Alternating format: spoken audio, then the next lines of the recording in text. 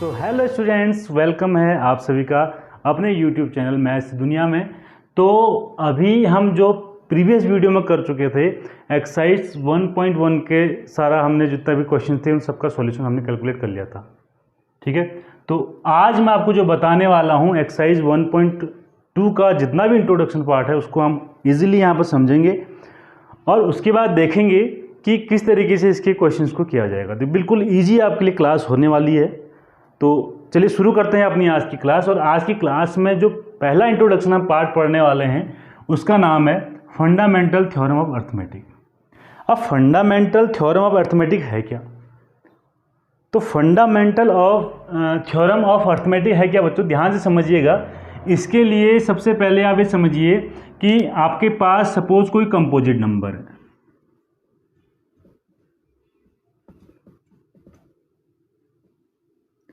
Composite number, ठीक है। अब ये कंपोजिट नंबर होता क्या बच्चों? सबसे पहले आप देखो इस थ्योरम में क्या कहा गया, पहले वो आपको समझा देता हूँ। तो इस थ्योरम में ये कहा गया कि आपके पास कोई भी कंपोजिट नंबर है। सपोज मैं थोड़ा देर के लिए मैंने ले लिया एक नंबर 36, ये कंपोजिट नंबर है बच्चों, ठीक है। अब इस कंपोजिट नंबर का ये बोला जाता है, सपोज आपकी क्लास है, उस क्लास के अंदर मैं अगर ये बोलूँ सपोज उसके अंदर 15 स्टूडेंट्स हैं, मैं आपसे बोलूँ 15 स्टूडेंट्स से मैंने ये बोला कि आप मुझे इसका प्राइम फैक्टर करके दिखाइए। आप मुझे इसका क्या करके दिखाइए? प्राइम फैक्टराइजेशन करके दिखाइए। तो आप जो बच्चे करेंगे सभी लोग इसका जो फैक्टर करेंगे, 15 की 15 स्टूडेंट जो इसका फैक्टर करेंगे, प्राइम फैक्टर इसका निकालेंगे, वो आप ध्यान रखिए कि सबका एक यूनिक आंसर आएगा। यूनिक आंसर का मतलब यह है कि सब की जो वैल्यू होगी, जो प्राइम फैक्टर्स इसमें आएंगे वो सेम आएंगे। जैसे आप 36 का यहाँ पर अगर फैक्टर करते हैं तो क्या आएगा आपके पास? 2 से आपने डिवाइड किया, यह आ गया आपके पास 18, आपने 3 से डिवाइड किया तो ये आ गया आपके पास 6, एंड आपने 3 से डिवाइड किया तो 3 2 जा, और 2 से डिवाइड किया तो 1। तो 2 × 3 × 3 × 2, इसको अगर आप असेंडिंग ऑर्डर में लगा दें 2 × 2 × 3 × 3, तो आप लोग ध्यान रखिएगा, आप लोग भी करके देखिएगा। 36 के अगर आपसे मैं बोलूं कि प्राइम फैक्टर्स आप निकालिए तो प्राइम फैक्टर्स आप देखेंगे तो आपका आंसर और मैंने जो यहाँ पर आंसर लिखा हुआ है सेम आएगा बच्चों, ठीक है। तो यही आपका फंडामेंटल थ्योरम ऑफ अर्थमेटिक कहती है कि किसी भी कंपोजिट नंबर का आप प्राइम फैक्टराइजेशन जब भी करते हैं तो वो हमेशा क्या आता है? एक यूनिक सॉल्यूशन आता है। यूनिक सॉल्यूशन आता है और वहाँ पर ऑर्डर अगर आप चेक ना करें तो सबका आंसर क्या आएगा? सेम आएगा। यही है फंडामेंटल थ्योरम ऑफ अर्थमेटिक। आई बात समझ में? इतनी बात आप लोगों के समझ में आ गई होगी कि फंडामेंटल थ्योरम ऑफ अर्थमेटिक कहना क्या चाहता है। अब कुछ बच्चे ऐसे भी होंगे जिनके पास थोड़ा सा प्रॉब्लम आ रही होगी कि प्राइम नंबर्स क्या होते हैं और कंपोजिट नंबर क्या होते हैं। तो इन नंबर्स को समझना बहुत ज़रूरी है बच्चों, क्योंकि इसकी बाद जो नेक्स्ट एक्सरसाइज आपकी आएगी 1.3 जब आपके सामने आएगी तो 1.3 एक्सरसाइज में आप एक बात ध्यान रखिए कि आपको ये कंपोजिट नंबर और प्राइम नंबर्स ये आपको आना कंपलसरी है। अगर नहीं आएगा ना तो इसके आने वाली जो एक्सरसाइज आपको बहुत ज़्यादा प्रॉब्लम करने वाली है। तो मैं सोच रहा हूँ कि आपको पहले थोड़ा सा कंपोजिट नंबर के बारे में बता दूँ। पहले आपको जानना होगा कि प्राइम नंबर क्या होते हैं बच्चों। बहुत बच्चों को पता भी होगा कि प्राइम नंबर्स होते क्या हैं। भाई प्राइम नंबर्स वो नंबर होते हैं अगर आप इनका फैक्टर करने चलेंगे, ठीक है। तो अगर आप इनका फैक्टर करने चलेंगे तो ये, या फिर इसको ऐसा समझ लीजिए कि जो प्राइम नंबर्स होते हैं वो केवल 2 नंबर से डिवाइड होते हैं बच्चों।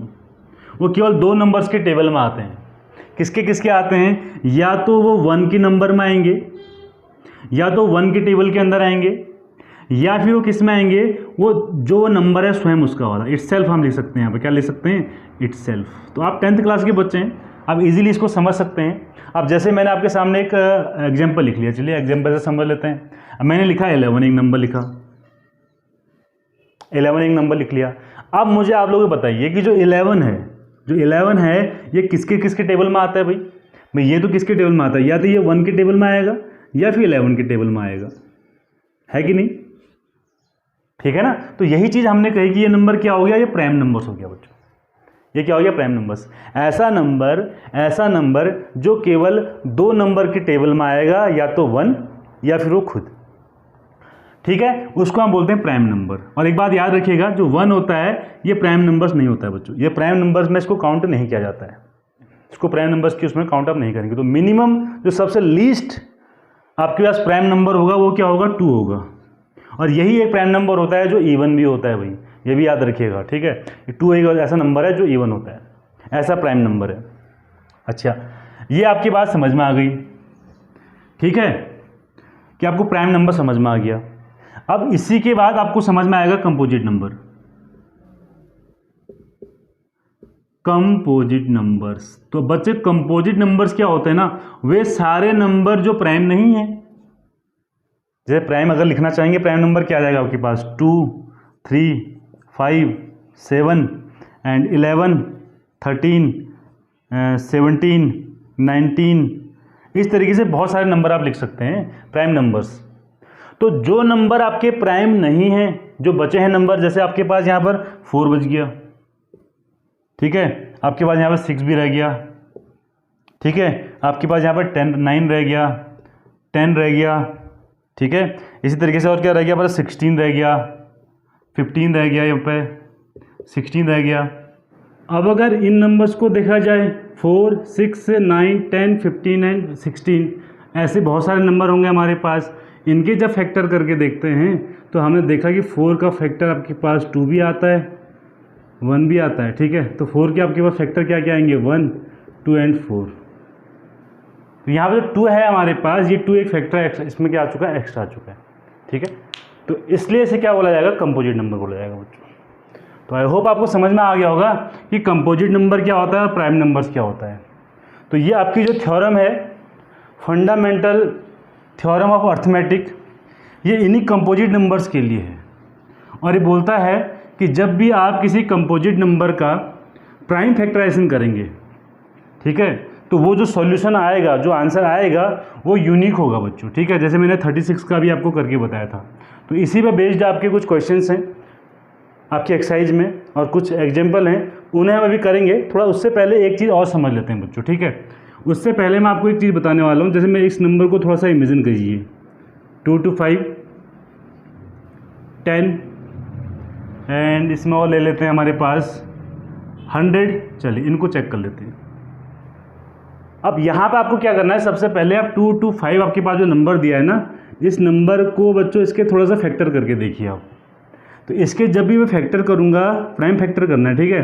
तो सबसे पहले 5 से आप इसको डिवाइड कर लीजिए, तो 5 4 जा, ठीक है, एंड 5 5 जा। फिर 5 से करेंगे तो 5 9 जा, फिर 3 से करेंगे तो 3 3 जा, एंड 3 से करेंगे तो 3 1 जा, ठीक है। इस तरीके से है। तो इसके फैक्टर क्या है आपके पास, 5 × 5 × 3 × 3। इसको समझ लीजिए, ठीक है। अगर आप 100 का करके देखें तो 100 का करेंगे 2 से कर लीजिए, या 50, फिर 5 से कर लीजिए 10, फिर 5 से कर लीजिए 2, एंड फिर 2 से कर लीजिए 1।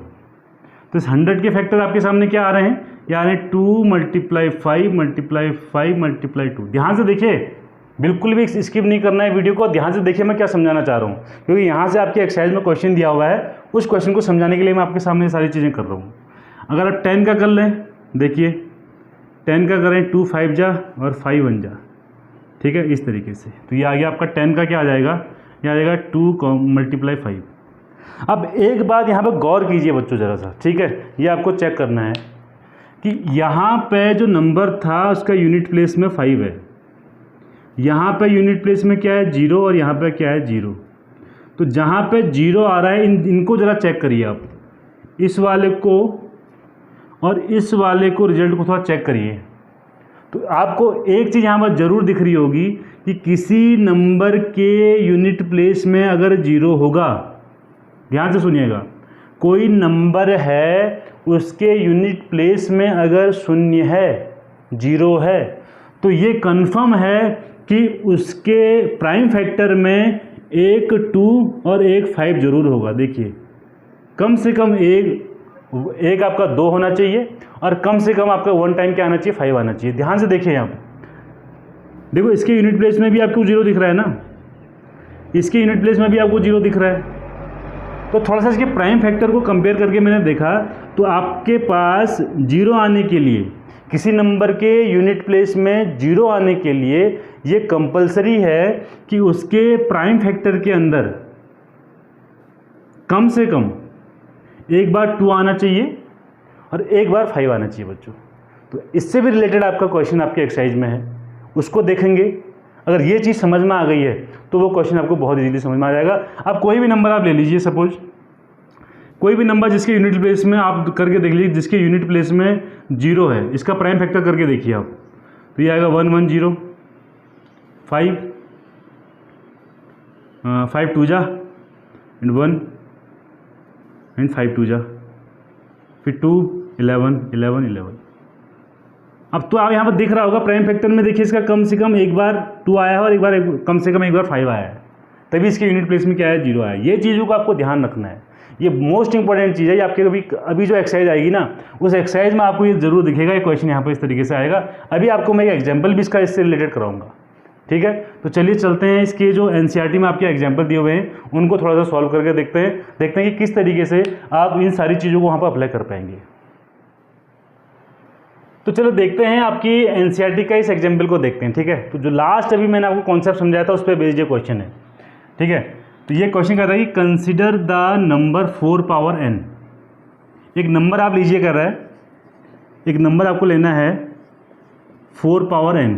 इसे मैं क्या लिख सकता हूँ, इसे मैं 2 की पावर 2 एंड पावर n लिख सकता हूँ, और इसे लिखा जा सकता है 2 की पावर 2n, 2 की पावर 2n। आपको ये तो पता होगा ना कि अगर कोई नंबर है, उस नंबर की अगर पावर है, जैसे 2 की पावर 2 है, तो उसे क्या लिखेंगे, 2 × 2।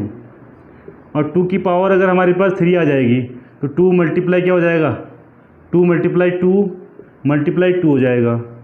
2 पावर अगर हमारे पास 4 आ जाएगा तो 2 × 2 × 2 × 2 होगा।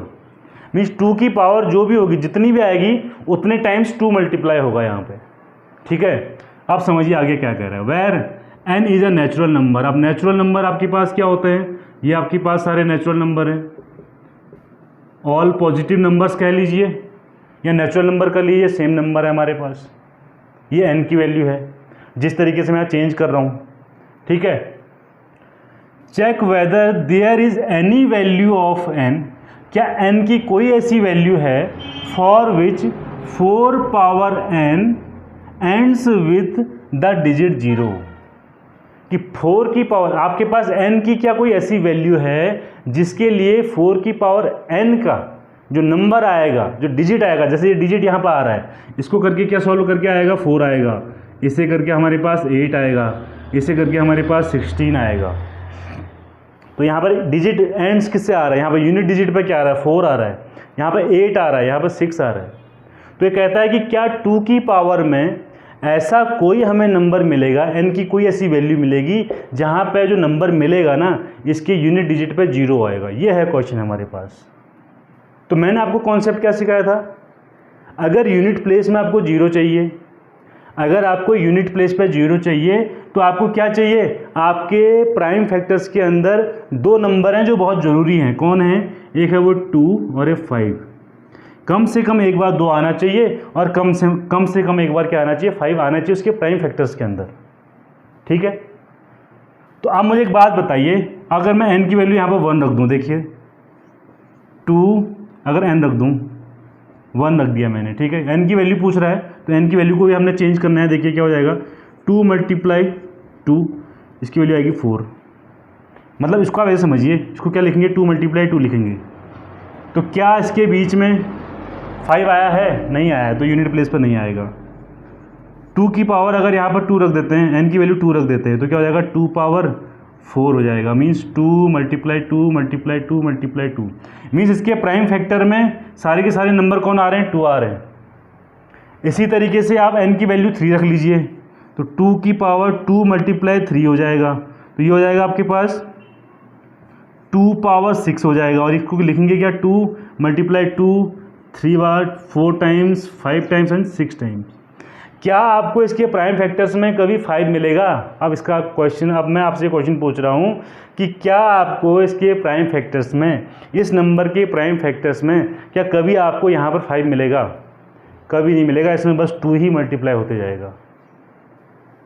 तो इससे क्या हमारा कंक्लूजन निकल रहा है? इससे हमारा कंक्लूजन ये निकल रहा है कि n की कोई वैल्यू ऐसी नहीं होगी जिसके लिए 4 पावर n की वैल्यू 0 आ जाएगी। n की ऐसी कोई वैल्यू नहीं है। क्यों? क्योंकि इसमें बार बार 2 की पावर ऐड होते रहेगी और 2 ही बार बार मल्टीप्लाई होते रहेगा। तो प्राइम फैक्टर की मल्टीप्लिकेशन में 0 आने के लिए क्या कंपलसरी है आपकी भाई? या तो 0 आना चाहिए या 5 आना चाहिए उसके प्राइम फैक्टर के अंदर। याद नहीं, एक टाइम 2 आना चाहिए, एक बार 5 आना चाहिए। तो तब आपके वहाँ पर क्या होता है कि यूनिट डिजिट पर 0 आता है बच्चों। तो इट मीन्स ये पॉसिबल नहीं है। तो इस तरीके से करना था, इसीलिए मैंने आपको कॉन्सेप्ट सिखाया था बच्चों। तो आई होप आपके समझ में आ गया होगा।